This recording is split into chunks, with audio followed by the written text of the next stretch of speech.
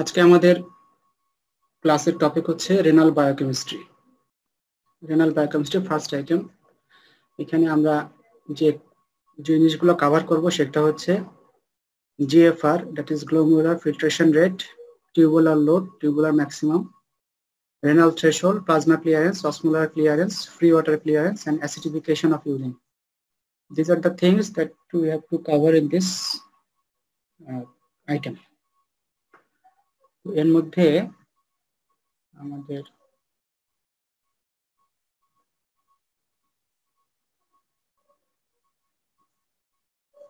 সমস্যা হচ্ছে আমাকে পাওয়ার পয়েন্টে।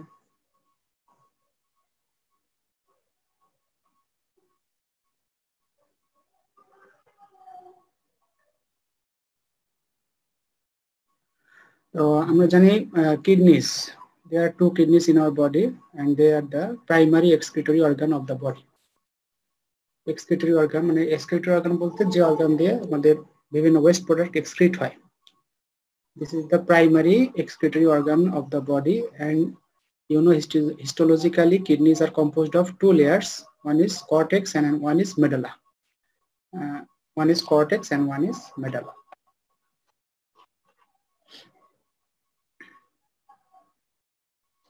পাওয়ার পয়েন্ট আমরা ঝামেলা করতেছে কেন কে জানে।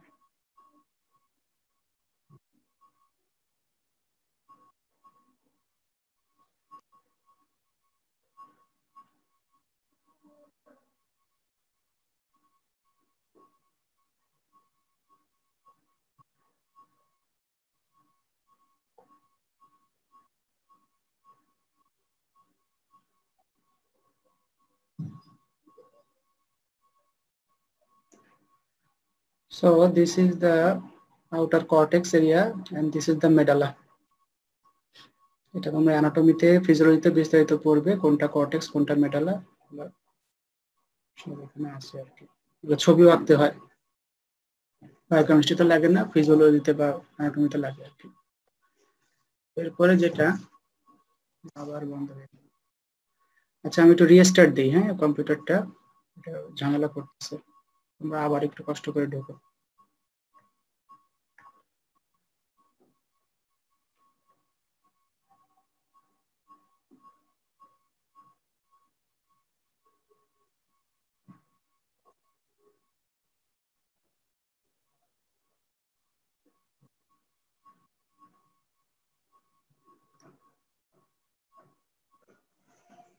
কম্পিউটারটা রিস্টার্ট দেবো, হ্যাঁ একটুখানি ওয়েট করো, তারপরে আবার ঢোকো তোমরা। হ্যাঁ যেখানে ছিলাম আমরা রেনাল বায়োকেমিস্ট্রি শুরু করতে যাচ্ছি।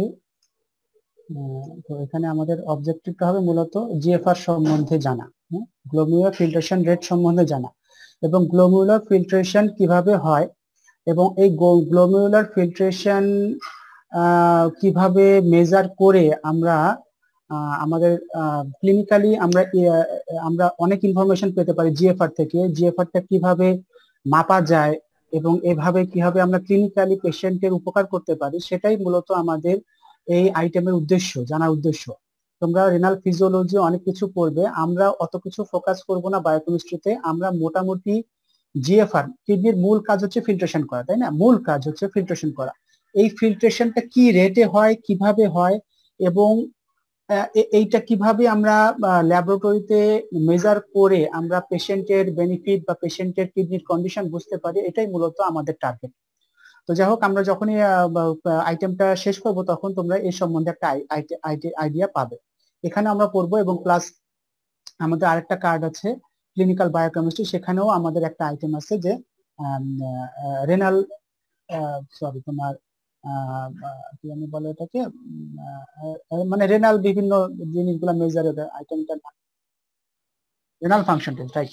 রেনাল ফাংশন টেস্ট গুলোর সম্বন্ধে আমরা ওখানে আমাদের একটা আইটেম আছে। Thank you. তো যাই হোক, আমাদের এগুলো হচ্ছে তার মধ্যে আমরা জানি যে there are two parts of kidney histologically. One is cortex, which lies in the outer part of the kidney, and in the inner side of the kidney there is medulla. You know what is nephron? Nephron are the structural and functional unit of kidney, and on an average there are about 1.5 millions, that is 15 lakh nephron in each kidney. So there are total 3 million nephron in our body approximately. So nephron যদি কোনো কারণে নষ্ট হয়ে যায় তাহলে কিন্তু আস্তে আস্তে কিডনি ফাংশন কমে যায়। হ্যাঁ, কিডনি ফাংশন বা কমে যায়, এবং কিডনি ফাংশন যখন কমে যাবে তখন এটা আমাদের ইন্ডিকেটর কি, আমাদের জিএফআর কমে যায়। ঠিক আছে, দেখো তো নেফ্রনের পার্টস এগুলো তোমরা পড়েছো নিশ্চয়ই। There are two parts, one is renal corpuscle and one is renal tubule. Renal কর্পাসলের মধ্যে আছে হচ্ছে গ্লোমেরুলাস, তারপরে একটা ক্যাপসুল থাকে যেটাকে আমরা বলি বোম্যান্স ক্যাপসুল। বোম্যান্স ক্যাপসুল, এই দুটো মিলে আমাদের হচ্ছে রেনাল কর্পাসল। এবং আর হচ্ছে তোমার রেনাল টিউবুল। রেনাল টিউবুলকে আবার অনেক ভাগে ভাগ করা যায়। একটা হচ্ছে proximal convoluted tubule, then descending loop of Henle, ascending loop of Henle, then distal convoluted tubule, and then distal collecting tubule and collecting duct. এগুলো হচ্ছে তোমার নেফ্রনের পার্টস, এবং এগুলো নেফ্রনের পার্টস। এবং এই নেফ্রনের আশেপাশে বিভিন্ন branch of veins and artery থাকে, এগুলাকে আমরা বলি হচ্ছে ব্রাঞ্চ অফ রেনাল ভেইন, এরকম আর কি, তাই না? এগুলো তোমরা সবাই জানো। So types of nephron, there are two types of nephron. One is cortical nephron and one is juxtaglomerular nephron. One is cortical nephron, এগুলো হচ্ছে cortical nephron, আর এইটা হচ্ছে তোমার juxtamedullary nephron. Juxta মানে কি? Juxta মানে হচ্ছে তোমার near, adjacent, in vicinity, এগুলোকে আমরা বলি juxta, মানে কাছাকাছি, লাগোয়া, সহজ বাংলা বলতে লাগোয়া। তো যেই নেফ্রনের গ্লোমেরুলাসটা মেডুলার কাছাকাছি থাকে, লাগোয়া থাকে, সন্নিহিত থাকে, অ্যাডজাসেন্ট থাকে, সেগুলোকে আমরা বলি juxtamedullary nephron. So the glomerular of which nephron lies in the outer cortex is called cortical nephron. The glomerular which lies near the medulla is called juxtamedullary nephron. So there are two types of nephron. এই দুই প্রকার নেফ্রনের মধ্যে কিছু পার্থক্য আছে। কি কি পার্থক্য আছে? এই যে এখানে আমরা পার্থক্যগুলো ছবির মাধ্যমে দেখতে পাচ্ছি। তো এটা যদি তোমার মেডালা হয়, এটা যদি কর্টেক্স হয়, তাহলে দেখতে পাচ্ছ যে এই যে গ্লোমেরুলাসটা তোমার কর্টেক্সের মধ্যে বা আউটার কর্টেক্সে আছে, এটার ইয়াটা এই যে তোমার মেডালার কাছাকাছি আছে। এটা হচ্ছে ফার্স্ট ডিফারেন্স। দুই নম্বর ডিফারেন্স হচ্ছে এগুলার সংখ্যা বেশি, কর্টিক্যাল নেফ্রনস আর মোর দ্যান 80-90% এরকম তোমার থাকে তোমার কর্টিক্যাল নেফ্রন, আর juxtamedullary নেফ্রন থাকে কম। ঠিক আছে, আর কি এই যে লুপ অফ হেনলিটা, এটা ইম্পর্টেন্ট একটা জিনিস। লুপ অফ হেনলিটা in case of cortical nephron are short, but in case of juxtamedullary nephron the loop of Henle is long loop of Henle. ঠিক আছে, লং লুপ অফ হেনলি থাকে, এবং এই long loop of হেনলির জন্য এগুলা renal concentrating মেকানিজমে help করে। and these juxtamedullary nephrons are concerned with counter current mechanism. এটা তোমরা বিস্তারিত ফিজিওলজিতে নিশ্চয়ই পড়েছো, কাউন্টার কারেন্ট মেকানিজম। এটা রিটেনও প্রশ্ন আছে ফিজিওলজি, যা হোক। এবং আরেকটা ইম্পর্টেন্ট হচ্ছে এখানে ভাষার একটা থাকে। এই যে এইখানে দেখো কোনো এই যে জিনিসটা juxtamedullary নেফ্রনে আরেকটা তোমার ক্যাপিলারির একটা নেটওয়ার্ক থাকে, একটা ক্যাপিলারি নেটওয়ার্ক থাকে, এক্সট্রা একটা ক্যাপিলারি নেটওয়ার্ক থাকে, যেটা এই কর্টিক্যাল নেফ্রনের মধ্যে নেই, কিন্তু তোমার juxtamedullary নেফ্রনের মধ্যে এই নেটওয়ার্কটা আছে। এটাকে বলা হয় ভাষা recta. So vasa recta is present in juxtamedullary nephron, but vasa recta is not present in cortical nephron. So these are the main differences between cortical nephron and juxtamedullary nephron. So the functions of kidney are formation of urine, maintenance of milieu interior, maintenance of internal environment, then excretion of metabolic waste products, and blood pressure regulation. But blood pressure regulation কিভাবে করে? যখন তোমার body fluid কোনো কারণে বেড়ে যায়, যদি তুমি পানি বেশি খাও তাহলে তোমার প্রেশার বেশি হবে, বেশি এক্সক্রিশন হবে, তোমার বডি ফ্লুইড ভলিউম বাড়বে না। ব্লাড প্রেশার মানে কি? একটা আমাদের ব্লাড ভেসেল আছে, ব্লাড ভেসেলের ল্যাটারাল ওয়ালে যে প্রেশারটা হয় এটাকে আমরা ব্লাড প্রেশার বলি, তাই না? তো একটা নলের মধ্যে দিয়ে যদি পানি প্রবাহিত হচ্ছে, যদি কোনো কারণে পানির প্রবাহ বেড়ে যায় তাহলে আলটিমেটলি প্রেশার বাড়বে। সো কোনো কারণে যদি বডি ফ্লুইড বেড়ে যায় তখন তোমার ইউরিন এক্সক্রিশন বেড়ে ব্লাড প্রেশার রেগুলেশন হবে। আবার কোনো কারণে যদি আমরা অনেকক্ষণ পানি না খাই, ডিহাইড্রেশন হয়, তখন আলটিমেটলি ইউরিন ফর্মেশন কমে গিয়ে তোমার বডি ফ্লুইডটা মেনটেন হয় বা ব্লাড প্রেশারটা মেনটেন হয়। And there are some endocrine functions of the kidney. So kidneys synthesis and release of renin, erythropoietin, 125 dihydroxycholecalciferol, prostaglandin and nitric oxide. এটা মাঝে মাঝে এটা আমাদের ভাইভাতেও আমরা ধরি যে what are the hormones that are secreted from kidney, তখন বলতে হবে renin, erythropoietin, 125 dihydroxycholecalciferol, prostaglandin and nitric oxide. These are the hormones that are released from kidney. এর মধ্যে তোমরা জানো রেনিনের কাজ কি? রেনিনের কাজ কি? রেনিনের কাজ কি বলো দেখি কেউ একজন। রেনিনের কাজ কি? স্যার অ্যানজিওটেনসিন 1 কে হ্যাঁ, কে বললো? একজন বলো দেখি, একজন বলো। ট্রুতে পরিণত করে। হ্যাঁ স্যার অ্যানজিওটেনসিন 1, অ্যানজিওটেনসিন 2। হ্যাঁ, অ্যানজিওটেনসিনোজেন যখন সিক্রেশন হয় এরপরে এটা তোমার অ্যানজিওটেনসিনোজেনকে অ্যানজিওটেনসিন 1 এ পরিণত করে, তাই না? এই 1টা আবার এসিই অ্যানজিওটেনসিন কনভার্টিং এনজাইমের মাধ্যমে তোমার অ্যানজিওটেনসিন 2 তে পরিণত হয়। এটা পোটেন্ট ভেসোকনস্ট্রিক্টর হয়ে ব্লাড প্রেশার রেগুলেশন করে। ঠিক আছে, এরপর ইরাইথ্রোপয়েটিনের ফাংশন বলো তো একজন।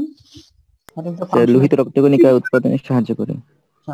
এটা আরবিসি, লোহিত রক্তকণিকা বলা যাবে না, তাহলে পরীক্ষা হলো এটা বললে হাসাহাসি করবে লোকজন। Red blood cell RBC, red blood corpuscle বা রেড ব্লাড সেলস যখন প্রোডাকশন হয়, ইরাইথ্রোপোয়েসিস যখন হয়, ইরাইথ্রোপোয়েসিসে স্টিমুলাস হিসেবে ইরাইথ্রোপয়েটিন কাজ করে। এই জন্য যাদের কিডনি ডিজিজ থাকে, যারা ক্রনিক রেনাল ডিজিজে ভোগে, তাদের মাঝে মাঝে ব্লাড দেওয়া লাগে, যেহেতু তাদের কিডনি অসুস্থ। সো তাদের তোমার নিয়মিত অ্যানিমিয়া হয়, নিয়মিত অনেক সময় ব্লাড দেওয়া লাগে। আবার ইরাইথ্রোপয়েটিন ইনজেকশন পাওয়া যায়, এইটা যাদের কিডনি ডিজিজ থাকে তাদের মাসে 1.5 মাসে অ্যাকর্ডিং টু সিভিয়ারিটি নেফ্রোলজিস্টরা সাজেস্ট করেন ইরাইথ্রোপয়েটিন ইনজেকশন দেওয়ার জন্য। ঠিক আছে, যেহেতু তাদের কিডনি থেকে এটা রিলিজ হচ্ছে না ঠিকমতো। আচ্ছা, আর হচ্ছে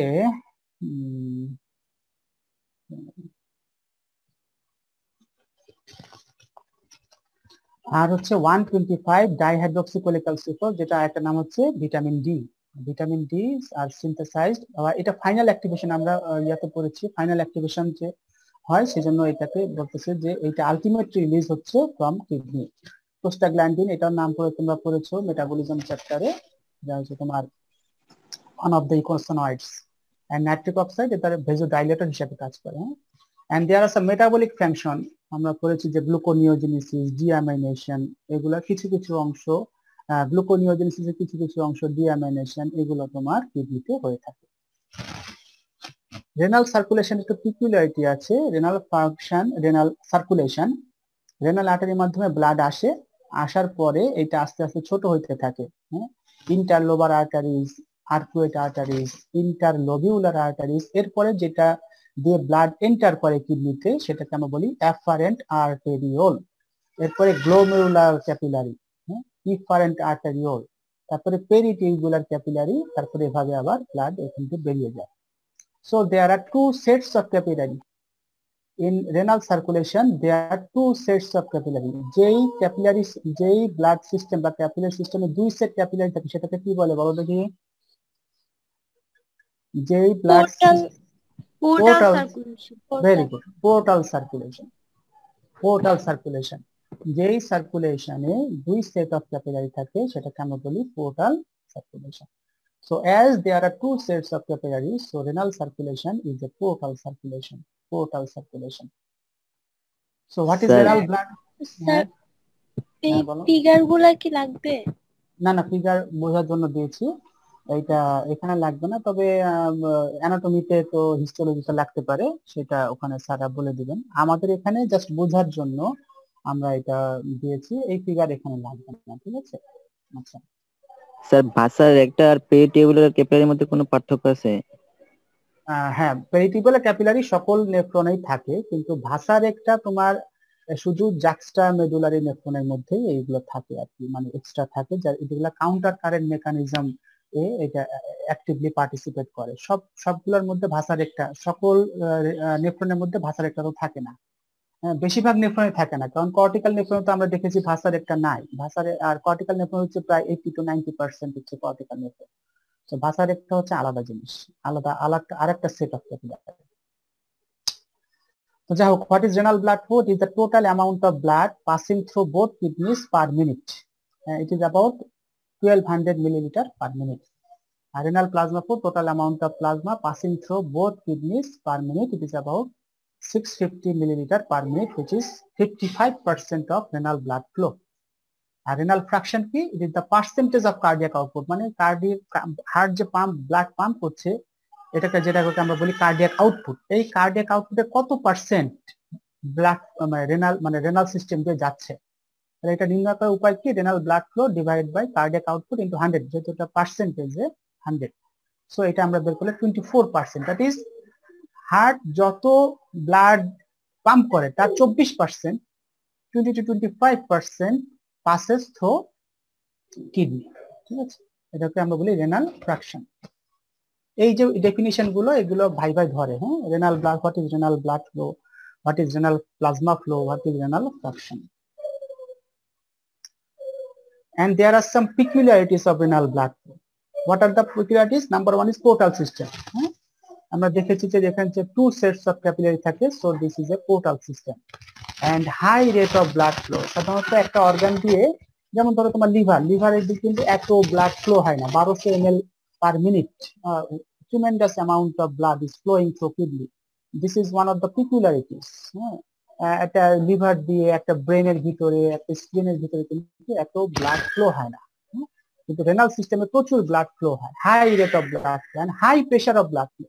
সাধারণত একটা আর্টেরিয়াল এন্ডে তোমার 35 মিলিমিটার মার্কারি প্রেসার থাকে, ক্যাপিলারি এন্ডে 15 মিলিমিটার মার্কারি। নর্মাল যে ক্যাপিলারি সিস্টেম গুলো আছে সেখানে আর্টেরিয়াল এন্ডে 35 মিলিমিটার মার্কারি, রেনাল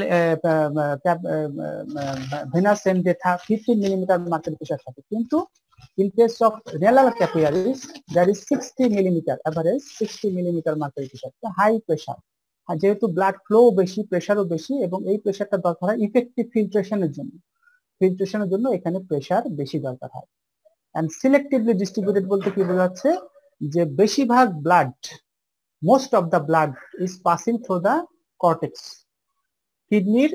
পুরা কিডনিতে একই রকম ব্লাড ফ্লো হয় না। 80 to 90% blood is flowing through the cortex, and the remaining only 10 to 15% of blood is passing through the medulla. Why? Because there is most of the nephrons are cortical nephrons, so ওই জায়গায় তোমার ব্লাডের মানে distribution বেশি, আর মেডালাতে ব্লাডের distribution com. And another important peculiarity of renal blood flow is auto-regulation. Auto regulation কিন্তু short note আসে, হ্যাঁ, ফিজিওলজি তো আসতে পারে, বায়োকেমিস্ট্রিতে। What is auto regulation? এটা আমরা ভাইভাতেও ধরি। অটো রেগুলেশন কি? মানে নাম থেকে বোঝা যাচ্ছে অটোমেটিক রেগুলেশন হয়, অটোমেটিক নিয়ন্ত্রণ হয়। কিসের নিয়ন্ত্রণ? যে যখন ব্লাড ফ্লো বাড়ে 80 to 180 millimetre mercury of pressure, যখন মানে এর মধ্যে তোমার জিএফআর এ কোনো পরিবর্তন হয় না। সে এক জায়গায় প্রেসার তোমার 120 নরমালি, সেখানে তোমার যেরকম জিএফআর কন্টিনিউয়াস, ধরো একটা জিএফআর হয় 180 ml, 180 মিলিলিটার পার ডে। তো 120 মিলিমিটার মার্কারি প্রেসারেও এরকম জিএফআর হবে। আবার প্রেসার যদি কমে 80 হয়ে যায় তাহলেও একই রকম জিএফআর হবে। প্রেসার বেড়ে যদি 150 হয়ে যায় তাহলেও একই রকম জিএফআর হবে। মানে ব্লাড প্রেসারের তারতম্যের জন্য রেনাল গ্লোমেরুলার ফিল্ট্রেশনে কোনো পরিবর্তন হয় না, এটা নিজে নিজে সে অ্যাডজাস্ট করে ফেলে। হ্যাঁ, যেমন একটা গাড়ি ভাঙাচোরা রাস্তায় চলতেছে, কিন্তু তারপরেও তার স্প্রিংটা এত সুন্দর, হ্যাঁ, এত সুন্দর, যেগুলো আমরা ভালোবাসা বাসে চললে যেমন আমরা দেখি যে রাস্তা ভাঙা কিন্তু ঝাঁকুনি খুব কম, তেমন সে নিজে নিজে মিনিমাইজ করে ফেলতেছে। সেরকম ব্লাড প্রেসারের তারতম্য হলেও তোমার গ্লোমেরুলার ফিল্ট্রেশনে তেমন তারতম্য হচ্ছে না, মোটেই তারতম্য হচ্ছে না। এইটা হচ্ছে তোমার অটো রেগুলেশন। এই অটো রেগুলেশন কত প্রেসারের মধ্যে এটা মেনটেন হয়? Between 80 and 180 millimetre mercury. তার মানে ব্লাড প্রেসার যদি কোনো কারণে কমে 80ও হয়ে যায় তাহলেও যেরকম ফিল্ট্রেশন হবে, গ্লোমেরুলার ফিল্ট্রেশন হবে। ব্লাড প্রেশার যদি 180 পর্যন্ত হয়ে যায় বা এর মাঝে কোনো জায়গায় থাকে তাহলেও একই রকম ফিল্ট্রেশন হবে। কিন্তু এর উপরে যদি বা এর নিচে যদি চলে যায়, যে 180 মিলিমিটার মার্কারির বেশি যদি হয়ে যায় তাহলে জিএফআর আস্তে আস্তে বেড়ে যাবে। 80 মিলিমিটার মার্কারি কম যদি ব্লাড প্রেশার চলে আসে তাহলে আস্তে আস্তে জিএফআর কমে যাবে। This is the auto regulation. So this is the intrinsic capacity of kidney to maintain glomerular filtration between 80 millimeter of mercury to 180 millimeter of mercury blood pressure. So this is the capacity, the peculiarity of renal blood flow. যে blood প্রেসারের তারতম্য হওয়া সত্ত্বেও filtration, তার যে মূল কাজ ফিল্ট্রেশনে তেমন তারতম্য হচ্ছে না। This is called auto regulation. ঠিক আছে স্যার, অটো রেগুলেশন আর অসমো রেগুলেশনের কোনো পার্থক্য আছে? অসমো রেগুলেশন এটা আসলে যখন তোমার অসমো রেগুলেশন তো আসলে এর মাধ্যমেই হয়ে থাকে।